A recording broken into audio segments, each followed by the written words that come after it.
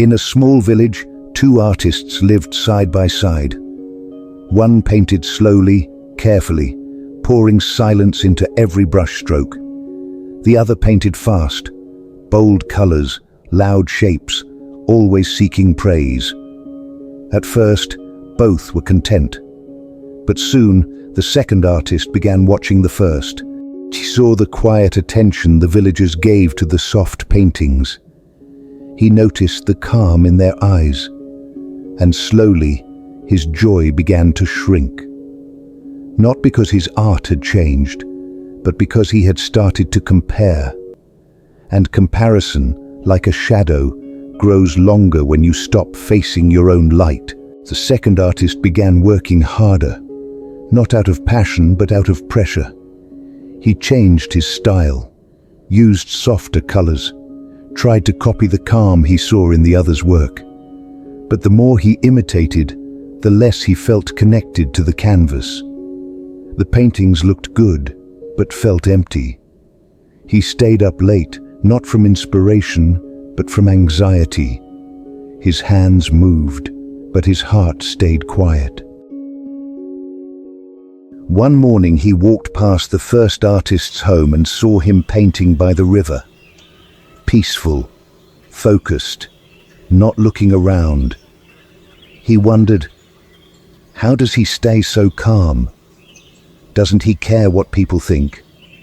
But deep down, he already knew the answer. That evening, the second artist couldn't sleep. His mind replayed every compliment the other had received, and every silence that followed his own work. The next morning, he went to the elder of the village and asked, "Why does his art bring peace while mine brings pressure?" The elder looked at him kindly. "Because he paints from presence, you paint from comparison. One flows from within, the other chases what's outside." The artist sat in silence, the words landing deeper than he expected. The elder continued, "You cannot bloom while watching someone else's garden. Comparison blinds you to your own growth." If this story mirrors something inside you, subscribe and tap the bell. Because peace begins when comparison ends.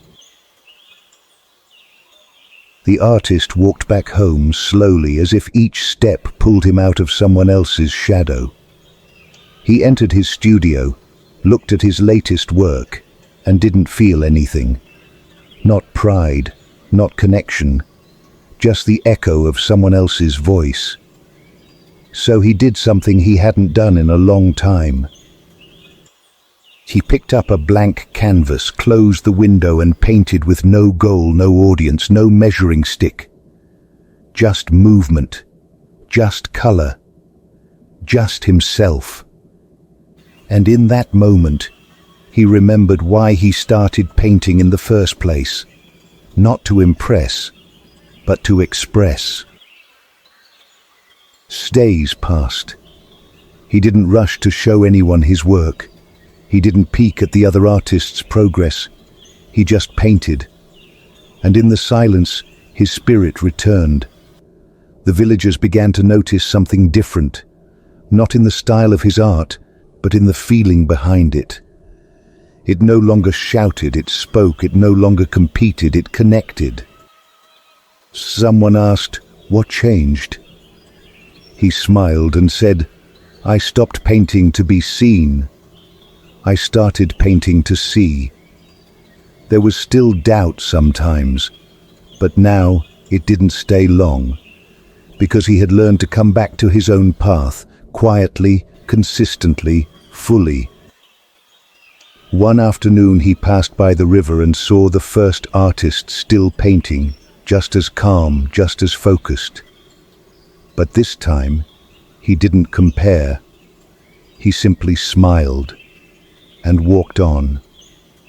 He had realized something many never do.